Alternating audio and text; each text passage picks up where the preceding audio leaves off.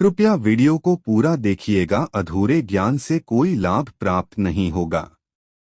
दोस्तों, साल 2023 की सबसे बड़ी ज्येष्ठ पूर्णिमा साल के जून में पड़ने वाली ज्येष्ठ पूर्णिमा को सबसे बड़ी और सबसे खास पूर्णिमा माना जा रहा है। 4 जून को पड़ने वाली पूर्णिमा पर कई दुर्लभ संयोग बन रहे हैं। ऐसे में इन 2 जगहों पर चुपचाप 2 दीपक जलाकर छोड़ दें, इससे मृत्युदंड, पितृ दोष, माह काल सर्प दोष, नजर दोष, शनि दोष, राहु दोष सब कुछ होगा खत्म, किस्मत पर लग जाएंगे 4 माह, लक्ष्मी दौड़ी दौड़ी चली आएंगी, टन दाल भी होंगी धनी। दोस्तों, आज हम आपको बताएंगे दीपक जलाने के कितनी ज्यादा फायदे आपको अपने जीवन में मिलते हैं और किस प्रकार आपको दीप तक जलाना चाहिए, कौन सी दिशा में, जिससे आप बहुत ज्यादा तरक्की प्राप्त कर सकें और अपने जीवन में सभी बाधाओं को खत्म कर सके। सबसे पहली बात तो आपको ध्यान में रखनी चाहिए कि अपने घर के मंदिर में रोजाना ही आपको दीपक जलाना चाहिए। तभी भी ऐसा नहीं होना चाहिए कि आपने दीपक जलाया हो, क्योंकि घर के मंदिर में रोजाना दीपक जलाना बहुत ही जरूरी होता है। इसी से आपके घर से सभी निगेटिव एनर्जी बाहर निकलती है। अगर आप कोई भी पाक नहीं जलाते हैं घर के मंदिर में या फिर अपने घर में शाम के समय, तो इससे आपके घर का वातावरण बहुत ज्यादा निगेटिव तो होता ही है, आपके घर की परेशानी भी बहुत ही ज्यादा बढ़ने लगती है। घर का मुखिया होता है, उसे बहुत ज्यादा ही मेहनत करनी पड़ती है। इसकी वजह से परेशानी, डिप्रेशन और टेंशन में घर का मुखिया पहुंच जाता है। शाम का समय हिंदू धर्म में बहुत ही ज्यादा महत्वपूर्ण माना जाता है और जो लोग शाम के समय कभी भी घी का दीपक या फिर तेल का दीपक अपने घर में नहीं जलाते हैं, तो उनके घर में हमेशा ही मुसीबत बनी रहती है। यानी कि एक मुसीबत से निकलते हैं तो दूर मुसीबत में उससे पहले ही फंस जाती है और हमेशा ही धन की समस्याएं, परेशानियां बढ़ती रहती है। उनके जो बच्चे होते हैं वह भी उनके खिलाफ होने लगते हैं, उनका कहना बिल्कुल भी नहीं मानते हैं। इसी तरह से घर का पूरा माहौल ही दुखपूर्ण होने लगता है। काफी लोग इन चीजों को मानते भी हैं, लेकिन जानते हुए भी उपाय नहीं कर पाते हैं और भूल जाते हैं। उन्हें इन चीजों से होने वाले नुकसान के बारे में पता नहीं होता है। इसीलिए रोजा आपको एक घी का दीपक या फिर तेल का दीपक जलाना बहुत ही जरूरी होता है। अगर आप नहीं जला सकते हैं तो कोई और व्यक्ति भी आपके घर में दीपक जला सकता है, लेकिन रोजाना दीपक जलाना बहुत ही जरूरी होता है। इसी से आपकी सभी निगेटिव एनर्जी आपके घर से हमेशा बाहर रहती है। दोस्तों, शाम का समय ऐसा होता है जिस समय नकारात्मक ऊर्जाएं बहुत ही ज्यादा प्रबल होती है और आपके घर में प्रवेश कर जाती है। ऐसे में अगर आप घर में या घर के मंदिर में दीपक नहीं जलाते हैं तो निगेटिव एनर्जी आपको बहुत ही ज्यादा परेशान करती है, आपके सभी काम बिगड़ने लगती है। जिस समय सूरज डूब जाता है उसी समय यह निगेटिव एनर्जी बहुत ही ज्यादा प्रबल हो जाती है। उसी समय आपको मुंह हाथ पैर धोकर दीपक जलाना चाहिए। अगर आप खुद नहीं कर सकते हैं तो कोई और व्यक्ति भी आपके लिए ऐसा कर सकता है। दोस्तों, अब जिस घर में बहुत सारे लोग बीमार रहते हैं या फिर बीमारी कभी भी ठीक नहीं होती है, तो यह भी एक संकेत होता है कि आपके घर में बहुत ही ज्यादा नकारात्मक ऊर्जाएं हैं, जो परेशानियों को, बीमारियों को, मुसीबतों को बहुत ही ज्यादा बढ़ा रही है। इन सभी चीजों को खत्म करने के लिए आपको अपने घर में जब सूरज ढल जाता है तो उस समय घी का दीपक या फिर सरसों के तेल का या फिर तिल के तेल का दीपक भी पूर्व दिशा में आप जला सकते हैं। लेकिन रोजाना इन चीजों को करना बहुत ही जरूरी है, तभी आपको इसके लाभ मिल पाती है। अगर आपके घर में धन से जुड़ी समस्याएं, नौकरी व्यवसाय से जुड़ी हुई कोई भी समस्या है, अगर ऐसी से समस्याएं बहुत ही ज्यादा होती है तो आपको अपने घर के उत्तर दिशा में रोजाना ही घी का दीपक जलाना चाहिए। इसे एक भी दिन आप मिस न करें। अगर आप रोजाना उत्तर दिशा में घी का दीपक जलाते हैं तो इससे आपकी धन से जुड़ी हुई समस्याएं खत्म हो जाती है। जिन लोगों को नौकरी नहीं मिलती है तो उनको भी नौकरी मिलने लग जाती है। और अगर वही व्यक्ति जिसको परेशानी है और वही अगर रोज दीपक जलाता है तो इससे मिलने वाले फायदे और भी ज्यादा हो जाती हैं। शाम के समय घी का दीपक या फिर तेल का दीपक जलाना बहुत ही जरूरी होता है। आप कभी भी इन चीजों को नजरअंदाज न किया लें, क्योंकि इन्हीं से आपके जीवन में परेशानियां बढ़ जाती है और आपको मुसीबतों का सामना करना पड़ सकता है। आपको यह जानकर हैरानी होगी कि जो भी घी का दीपक जलाते हैं उससे निकलने वाली ऊर्जा होती है, वो आपके घर में जब फैलती है तो इससे घर का माहौल एकदम से सुखमय बनने लगता है, यानी कि पॉजिटिव होने लगता है। घर के सभी लोग शांति से रहने लगते हैं। इसी प्रकार से जो तेल का दीपक होता है, यह भी जब जलता है तो इससे आपके आसपास जितनी भी नकारात्मक ऊर्जाएं हैं वो खत्म हो जाती है, क्योंकि इन दीपकों से निकलने वाली जो ऊर्जा होती है, धुआं होता है, वो निगेटिव एनर्जी को बाहर निकालता है और आपके आसपास की एनर्जी को पॉजिटिव बनाता है। तो यह बहुत ही जरूरी चीजें शाम के समय कभी भी आप इन चीजों को कभी मिस न किया करें, तभी आप अपने जीवन में सफलता पा सकते हैं और आपकी जितनी भी मनोकामनाएं भी पूरी होती है। दोस्तों, हम अपने घर के पूजा घर में पूजा पाठ करते हैं और मूर्ति आदि रखते हैं। दोस्त, मूर्ति का क्या महत्व होता है, आज हम आपको इस वीडियो के माध्यम से बताने वाले हैं। जिस घर की पूजा घर में एक साथ यह दो मूर्ति होती है, वहां पर बनता है राजयोग और दुनिया आपके कदमों में आ जाती है। कहने का तात्पर्य यह है कि आपको सर्व सुख प्राप्त हो जाता है, जिसकी आपने कल्पना की है, जिसकी आपने मनोकामना मांगी है। दोस्तों, घर के पूजा घर में हम पूजा करते हैं, पूजा पाठ करते हैं और पूजा पाठ के माध्यम से कुछ चीजें देखने और मनाने आदि का प्रयत्न करते हैं, ताकि हमें उस पूजा का फल प्राप्त हो जाए और हम उसी अनुरूप घर के अंदर मूर्ति आदि लगवाते हैं, ताकि हम उन देवी देवताओं का सुंदर मुख देख सके और उनका आशीर्वाद प्राप्त कर सकें। लेकिन दोस्तों, अगर हम अपने घर के पूजा घर में इन मूर्तियों के साथ अन्य मूर्तियां भी रखते हैं तो निश्चित तौर पर हमारी किस्मत बदल जाते है और देखते ही देखते हमारे जीवन के अंदर की सारी कंगाली समाप्त होने लगती है। दोस्तों, बात करते हैं उन मूर्तियों के बारे में कि आखिर कौन सी दो मूर्तियां एक साथ में आपको रखनी चाहिए ताकि उसका सच्चा सर्व सुख आपको प्राप्त हो सके। और सबसे पहले अगर हम किसी मूर्ति की बात करें तो दोस्तों, अगर आप श्री कृष्ण के भक्त हैं और बाल गोपाल की मूर्ति रखते हैं, तब आपको भगवान श्री कृष्ण के साथ माता रानी राधा जी की मूर्ति भी आपको जरूर रखनी चाहिए। दोस्तों, या भगवान कृष्ण की अगर आपके घर में तस्वीर है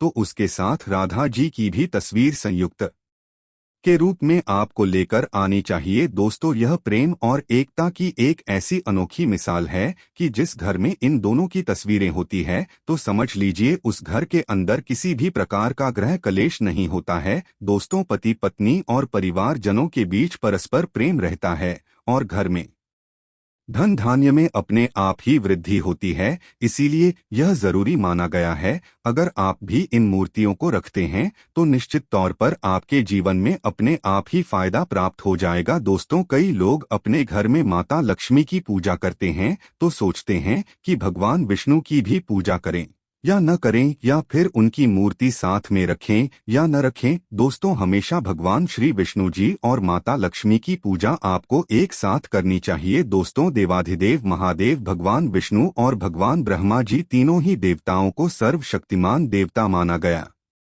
है और त्रिदेवों में भगवान विष्णु जी को पूजा जाता है। तो अगर आप अपने घर के पूजा घर में लक्ष्मी नारायण जी की संयुक्त रूप में पूजा करते हैं तो निश्चित तौर पर आपके घर में दिन दुगनी रात चौगुनी वृद्धि देखने को मिलती है। दोस्तों, इसीलिए आप भगवान विष्णु जी के साथ माता लक्ष्मी जी की पूजा करें। अगर माता लक्ष्मी की अकेली तस्वीर है तो आपको उनके बाएं तरफ भगवान श्री गणेश और भगवान श्री कुबेर जी की मूर्ति या तस्वीर अपने घर के मंदिर में जरूर लगानी चाहिए। अगर आप माता लक्ष्मी जी के बाएं तरफ भगवान श्री गणेश जी की मूर्ति लगाते हैं या तस्वीर लगाते हैं तो आपको निश्चित तौर पर लाभ प्राप्त होता है और देखते ही देखते आपके जीवन के अंदर की कंगाली समाप्त होने लगती है और धन प्राप्ति के लिए आपको लक्ष्मी गणेश जी की संयुक्त रूप से पूजा करनी चाहिए। माना जाता है माता लक्ष्मी धन देती है तो भगवान श्री गणेश रिद्धि सिद्धि का भंडार और वृद्धि का बिल करते हैं। इसी वजह से इनकी पूजा बहुत जरूरी मानी गई है। दोस्तों, कई लोग पूछते हैं कि अपने घर में हनुमान जी की तस्वीर या मूर्ति रखी या न रखें, या उनकी पूजा करें या न करें। दोस्तों, आपको निश्चित तौर पर हनुमान जी की अन्य देवी देवताओं के साथ में भी आप मूर्ति या तस्वीर रख सकते हैं। किसी प्रकार की कोई दो राय नहीं है कि आपके ऊपर हनुमान जी क्रोधित होंगे या नहीं होंगी। दोस्तों, इसके अलावा आप प्रभु श्री राम की तस्वीर भी अपने घर के पूजा घर में रखते हैं, तो आप हनुमान जी की तस्वीर रखें या न रखें, हनुमान जी के निर्मित किसी भी प्रकार की पूजा पाठ करना हो तो आप प्रभु श्री राम से कहीं तो भगवान श्री राम के प्रिय भक्त हनुमान जी हैं, और निश्चित तौर पर आपको उतना ही आशीर्वाद प्राप्त होता है जितना कि आपको हनुमान जी की मूर्ति या तस्वीर का पूजन करने से होता है। या फिर आप क्या करें, श्री राम दरबार की तस्वीर अपने घर में लेकर आए और शरीर दरबार की तस्वीर का पूजन करें, या उनकी मूर्ति या उनके किसी प्रकार की कोई चीज आपके पास है तो आप उनका पूजन करें। इसमें सारे देवी देवताओं को आपको आशीर्वाद प्राप्त हो जाता है। हनुमान जी से लेकर माता सीता, भगवान श्री राम और अन्य देवी देवताओं का भी आशीर्वाद आपको प्राप्त हो जाता है। तो निश्चित तौर पर अपने घर के पूजा घर में एक साथ आप यह तस्वीर रख सकते हैं। आपके जीवन में राजयोग की प्राप्ति हो जाती है। दोस्तों, इसी तरह अगर आप अपने घर के पूजा घर में या किसी अन्य स्थान पर अगर कोई तस्वीर रखना चाहते हैं और उसे लगाकर अपने घर में लाभ प्राप्त करना चाहते हैं, तो अपने घर में या पूजा घर में आपको निश्चित तौर पर त्रिदेवों की तस्वीरें या मूर्ति एक ही स्थान पर लाकर जरूर रखनी चाहिए। ब्रह्मा, विष्णु और महेश, इन तीनों की संयुक्त रूप से इनकी एक साथ तस्वीर अपने घर के मंदिर में या अपने घर में कहीं भी लाकर रख देनी चाहिए। माना जाता है कि इन तीनों देवताओं के एक साथ दर्शन करने मात्र से हमारे बड़े से बड़े भीगने और बड़े से बड़े कष्ट ऐसे ही समाप्त हो जाते हैं। इसी वजह से इन तीनों की एक साथ में तस्वीर या मूर्ति लाकर आपको पूजा जरूर करनी चाहिए। दोस्तों, अब बात करते हैं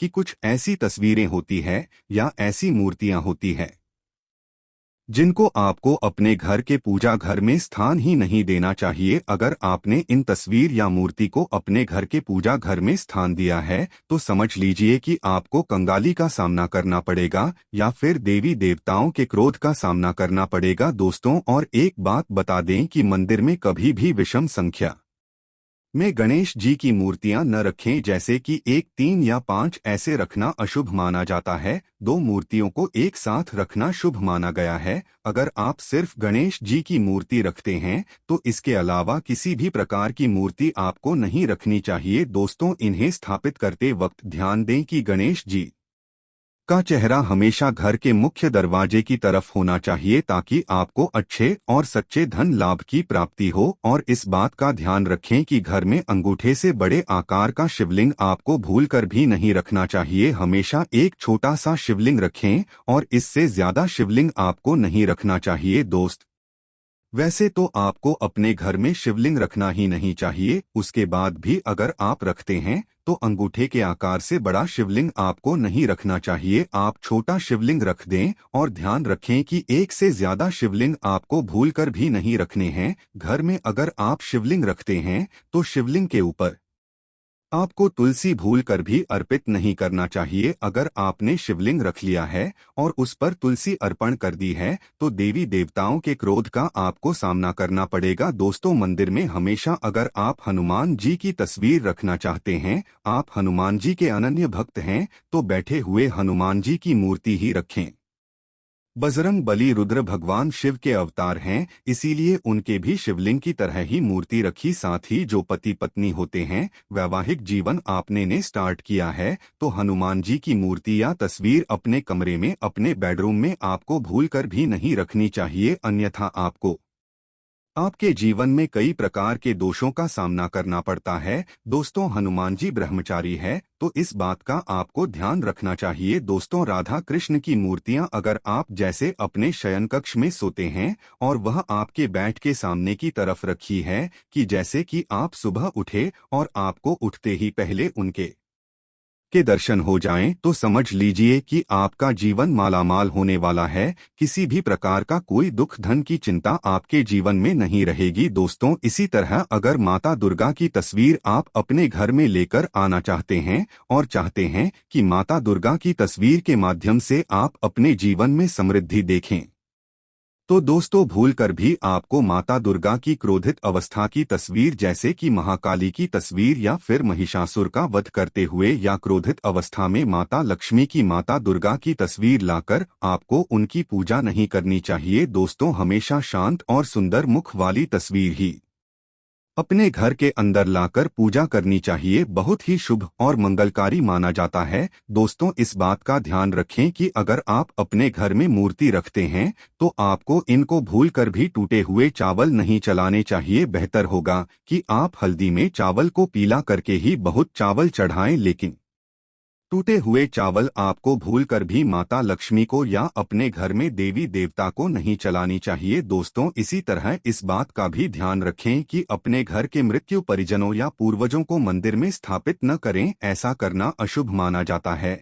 और अगर आप ऐसा लगातार कर रहे हैं तो निश्चित तौर पर आपके परिवार के ऊपर दोष लग सकता है और पितरों का भी दोष लग सकता है। पितरों की पूजा एक अलग स्थान पर की जाती है, घर के मंदिर में उनको स्थापित नहीं किया जाता है। दोस्तों इसी तरह भगवान भैरव की तस्वीर या भगवान शनिदेव की राहु केतु के इस प्रकार की तस्वीरें अपने घर में ही नहीं लेनी चाहिए। प्रतीकात्मक रूप से आप घर के पानी रखने के स्थान पर उनकी पूजा कर सकते हैं, क्योंकि इनकी साधना तंत्र मंत्र और विशेष महत्व द्वारा की जाती है। घर के अंदर आप ऐसे ही इनकी पूजा पाठ आप नहीं कर सकते हैं। इनकी पूजा पाठ में अगर किसी प्रकार की कमी रह जाती है तो उनको बहुत ज्यादा क्रोध आ जाता है, इनके क्रोध का आपको सामना करना पड़ता है। इसी वजह से आपको इस प्रकार की तस्वीरें या मूर्तियां अपने घर के अंदर नहीं रखना चाहिए। और जो पहले हमने आपको बताया उस प्रकार की तस्वीरें तो निश्चित तौर पर आप रखकर अपने जीवन में फायदा प्राप्त कर सकते हैं।